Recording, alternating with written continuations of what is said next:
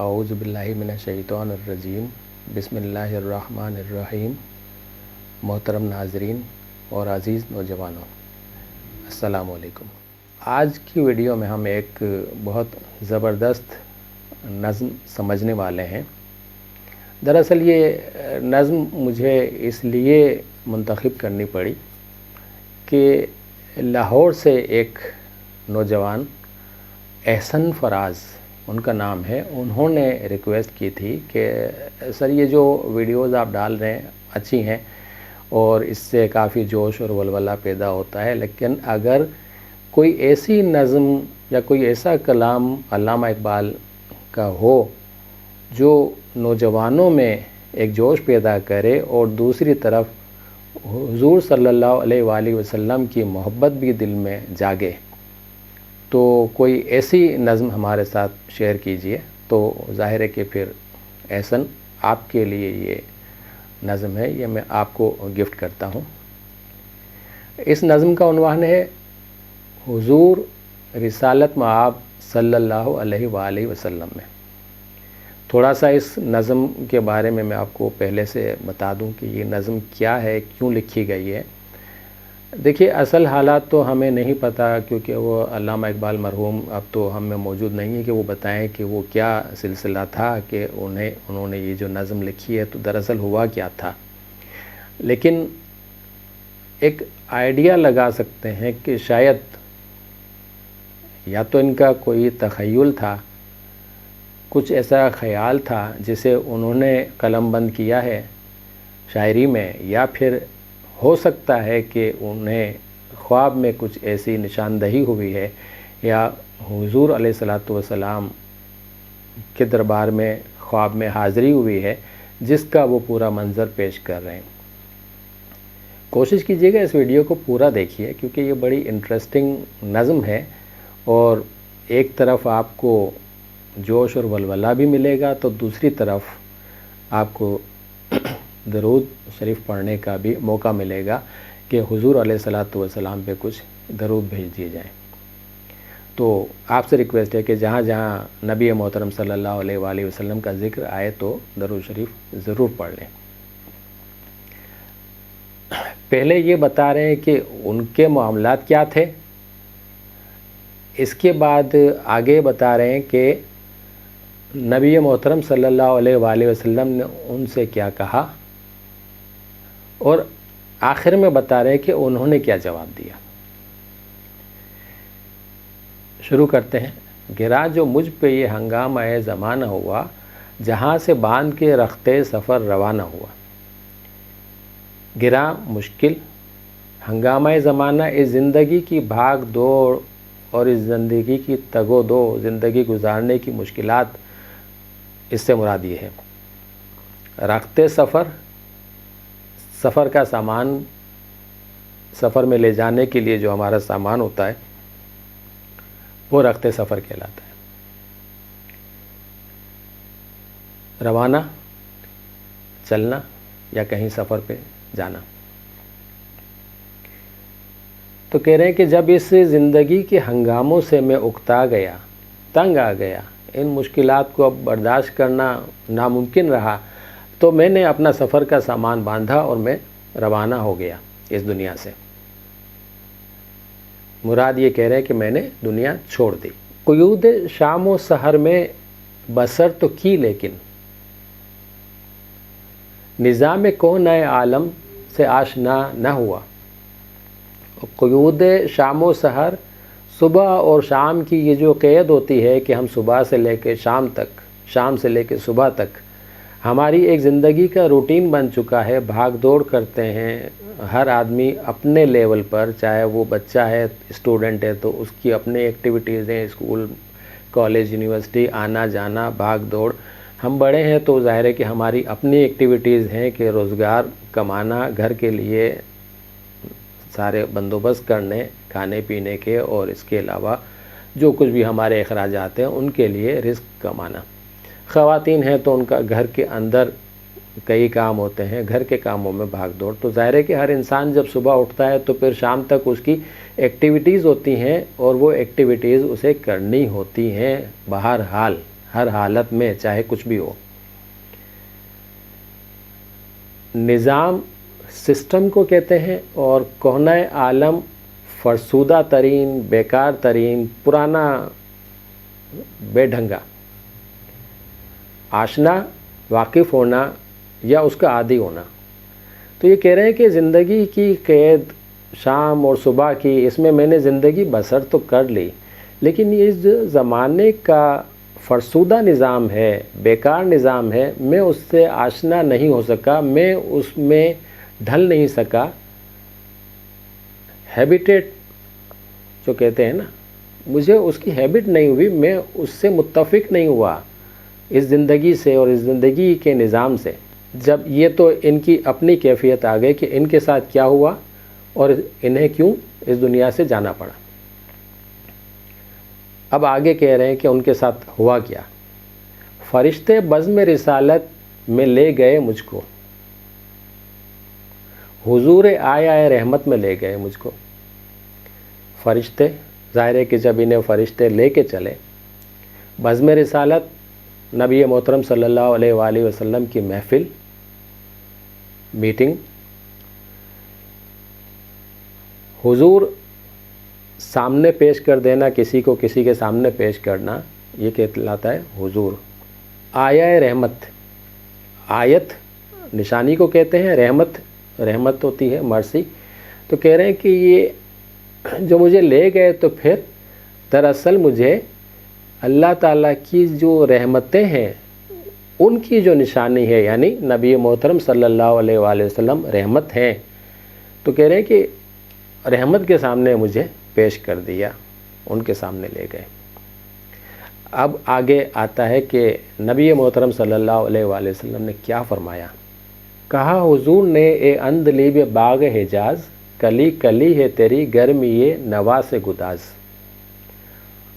اندلیب باغ حجاز، حجاز کی بلبل، حجاز کے باغ کی بلبل، یعنی مسلمانوں کے مشہور شاعر یا اس امت کے مشہور شاعر۔ کلی کلی، پھول کی جو کلی ہوتی ہے، برڈز۔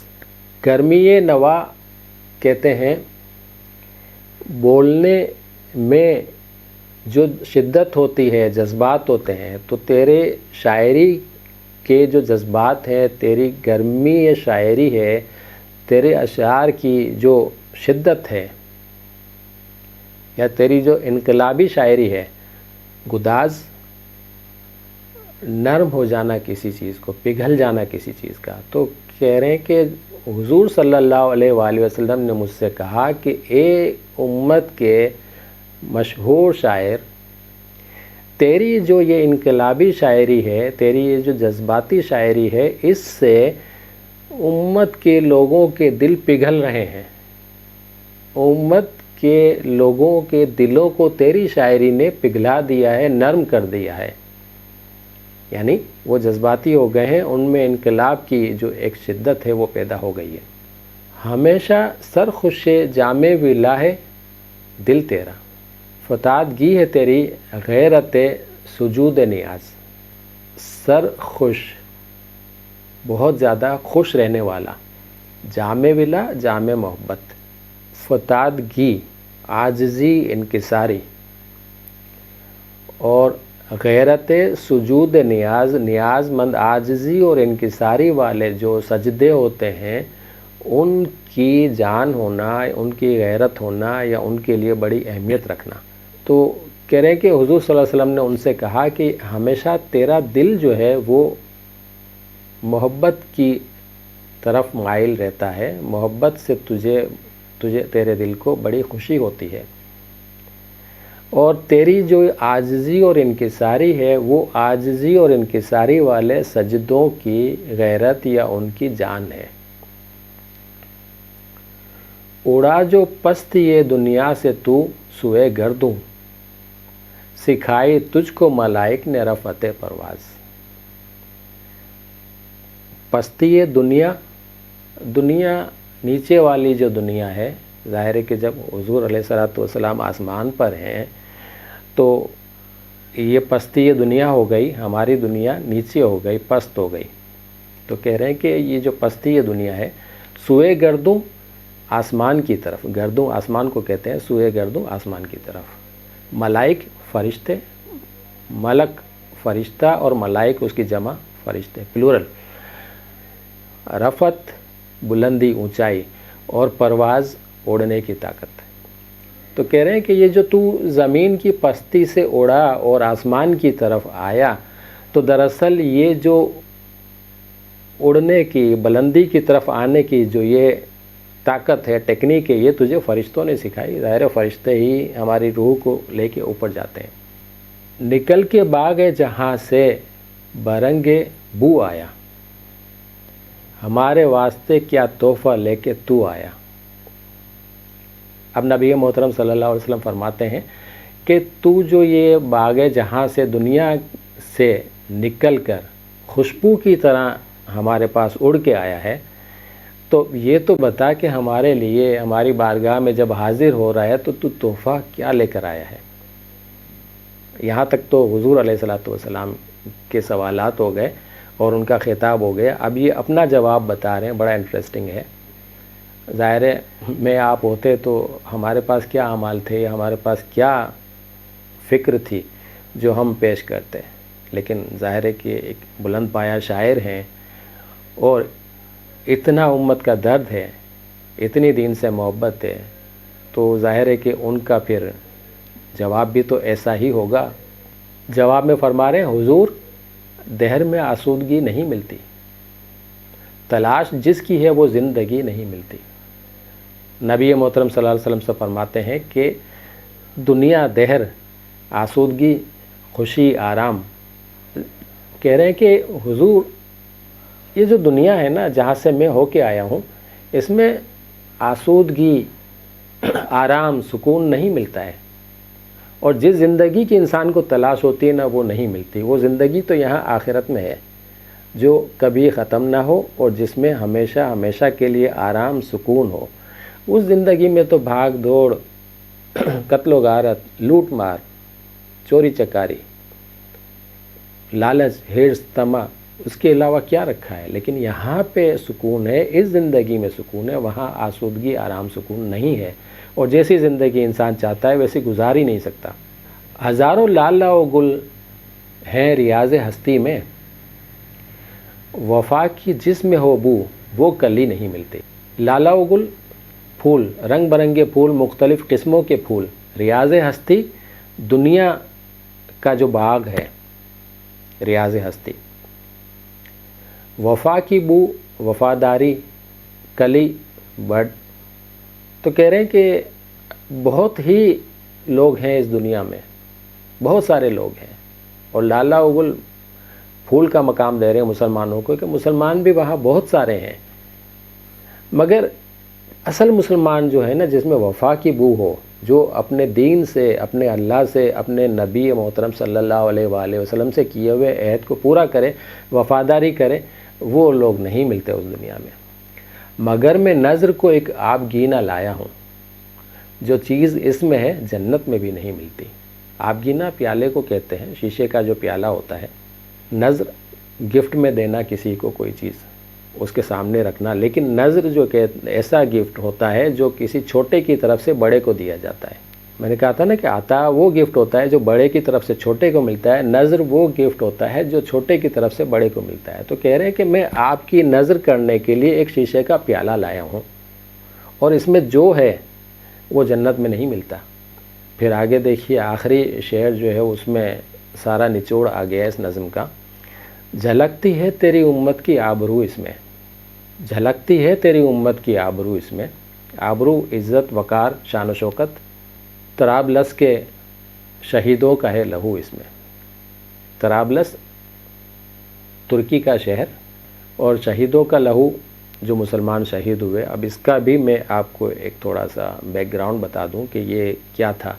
اٹلی نے سن 1911 میں ترکی کے کافی مسلمان شہید کیے، تو یہ طرابلس میں جو مسلمان شہید ہوئے تھے، بڑی بے دردی کے ساتھ ان کو شہید کیا گیا، تو وہ مسلمان دراصل اس امت کی آبرو کے لیے اپنی جانیں دے چکے، اپنی جانیں دے دی مگر امت کی آبرو بچا لی۔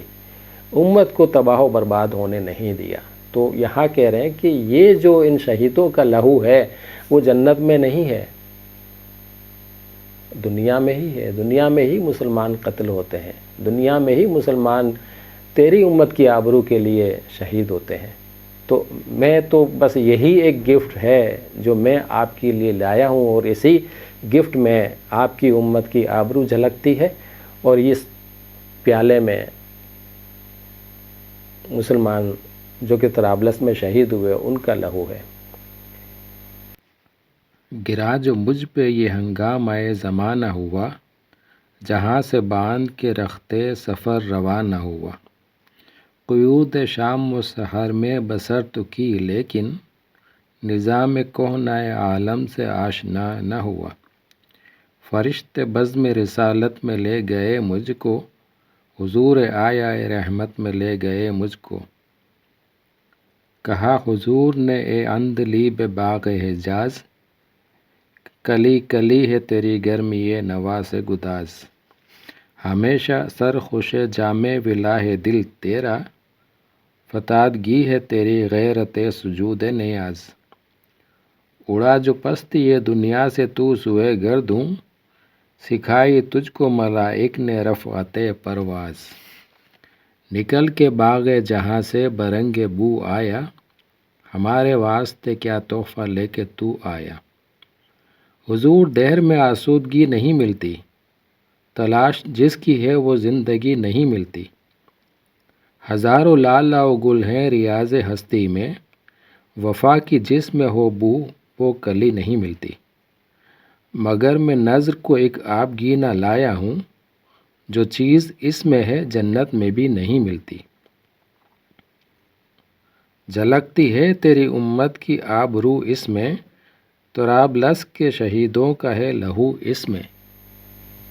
تو احسن، امید ہے کہ آپ کو یہ نظم اچھی لگی ہوگی، اور ظاہر ہے کہ ایک جوش اور ولولہ پیدا ہوا ہوگا۔ مسلمانوں خاص کر کے نوجوانوں سے اپیل ہے کہ خدارا جاگ جائیے۔ آپ کے ساتھ جو کچھ ہو چکا وہ تو بہت کم تھا، جو ہونے والا ہے وہ بہت زیادہ ہے۔ متحد ہو جائیے، چھوڑ دیجئے فرقہ واریت کو، چھوڑ دیجئے رنگ و نسل کے فرق کو، چھوڑ دیجئے امیر غریب کے فرق کو۔ وطنیت، صوبائیت، شہریت، رنگ نسل کا فرق، رنگوں کا فرق، مال و دولت کا فرق، ان تمام چیزوں کو مٹا دیجئے، ایک ہو جائیے۔ آپ کے خلاف جو اس وقت سازشیں ہو رہی ہیں پورے عالم میں وہ بہت زیادہ ہیں، تباہی کو برداشت نہیں کر پائیں گے۔ اپنے لیے، اپنی نسلوں کے لیے کچھ اچھا کر کے جائیے۔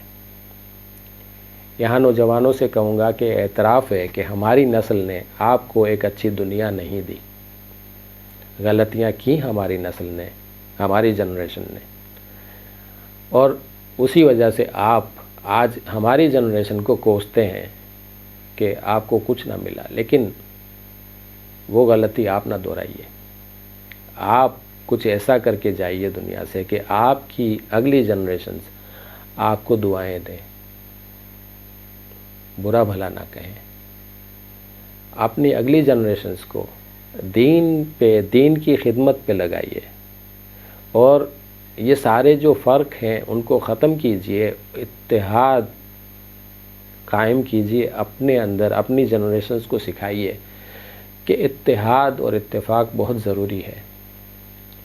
جتنے آپ فرقوں میں، ذاتوں میں، قوموں میں، ملکوں میں، صوبوں میں، شہروں میں بٹتے چلے جائیں گے، اپنے اپنے حقوق کی بات کریں گے، حق کسی کو نہیں ملے گا، تباہ و برباد سارے ہو جائیں گے۔ لیکن جب آپ اپنا فرض ادا کرنے پر لگ جائیں گے کہ میرے ذمہ جو فرض ہے وہ میں نے کرنا ہے، وہ میں نے ادا کرنا ہے، دوسروں کا حق میں نے دینا ہے، میرا حق میں نے نہیں مانگنا، آپ یقین جانیے کہ اس وقت ہماری حالت کچھ اور ہوگی۔ لہٰذا نوجوانوں، اس نظم کو اپنے سامنے رکھیے، نبی محترم صلی اللہ علیہ وآلہ وسلم کی شخصیت کو، ان کے صحابہ کرام رضوان اللہ تعالیٰ علیہم اجمعین کی شخصیات کو اپنے سامنے رکھیے، اور انہی کو اپنے لیے رول ماڈل بنائیے. چھوڑ دیجئے ویسٹ کی دنیا کو، اس کو اپنا رول ماڈل نہیں بنانا آپ نے. ان افراد کو اپنا رول ماڈل بنائیے. تحریک پاکستان کے جو ہمارے اسٹارز ہیں ان کو اپنا رول ماڈل بنائیے اور آگے بڑھنے کی کوشش کیجئے. کامیابی آپ کے دروازے پہ کھڑی ہے، ضرورت صرف دروازہ کھولنے کی ہے. اللہ تعالی ہم سب کا حامی و ناصر ہو. اسلام زندہ باد، پاکستان پائندہ باد.